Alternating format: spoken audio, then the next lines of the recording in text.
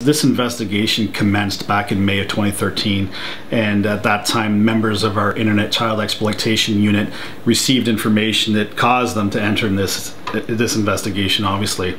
As the investigation progressed, we know that back in June 2014, the accused person was arrested. At that time, he was facing 2 charges in relation to child pornography.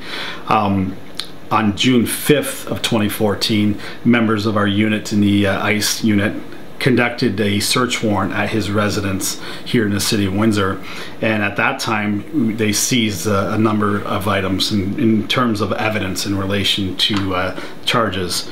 So as these investigations go, there's, once we're seizing that type of evidence, there's a lot of work that's involved, obviously, to go through the data and go through everything, and it's a process, obviously. And then part of the investigation is cataloging everything that they've seized. They have to look at every image, every video, and be able to catalog and identify what is in child pornography and exactly what it is in relation to the investigation. So it is, as you can imagine, quite time consuming when we're dealing of large quantities of data, and these officers work diligently and go through that. It's time consuming, labor intensive, but we know that sometime in August they laid an additional over 20 charges in relation to the investigation.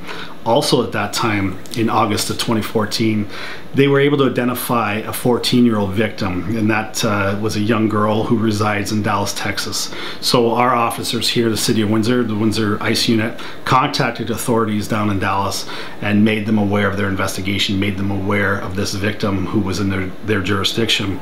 So the Dallas police officers who were involved went to that victim's family, and they were able to interview the victim and gathered obviously information in relation to our investigation up here.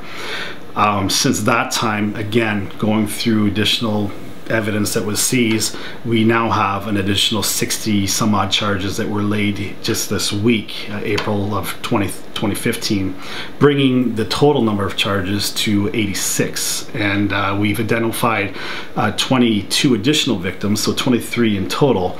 Our officers are satisfied that these victims are not local victims. We're dealing with international victims, but regardless of that, the next phase of the investigation, our investigators are trying to identify who these victims could be. Obviously, we're dealing with children, some as young as 10 years old, our investigators are indicating. And our children are obviously our most valuable resource as a community. And we, as part of our mandate, obviously we are going to fight that every inch of the way and ensure that they are kept safe. So with this information being released to the community today, our message, our strong message to our community, to our parents and to our guardians, is to be vigilant in relation to your children's online activity. We're champions at ensuring we know who our kids are hanging with at school or after school on the weekends, but the same type of scrutiny needs to be applied when we're dealing with online activity, and be aware of who they're talking with or who they're chatting with.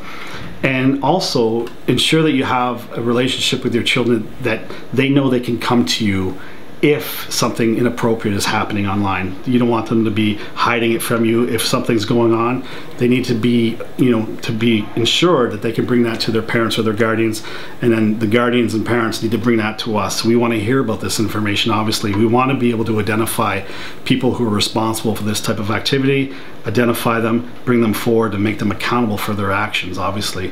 And that's such an important message for us as a community in the city of Windsor to share with everybody.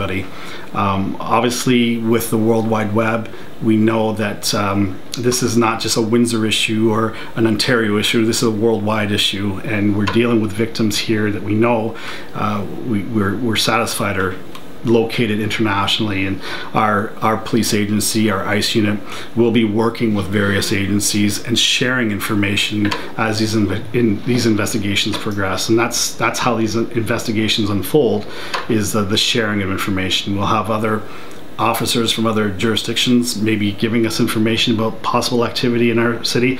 Likewise, we're identifying things as well on the web and alerting other agencies that we've found something in your community that you may want to look at and be involved in. So it's so important for us to be involved and to be engaged. And you know, we will be diligent in protecting our valuable resources, being our children. I spoke with the investigators because it is obviously 86 charges is a large number, and yes, they've confirmed with me in terms of single investigations, this is the greatest number of charges that have been laid in an investigation. 86, yes. I don't know that it's the largest thing that they've investigated in its entirety, but in terms of criminal charges, yeah, this is the most that they've laid in one instance, or rather in one investigation.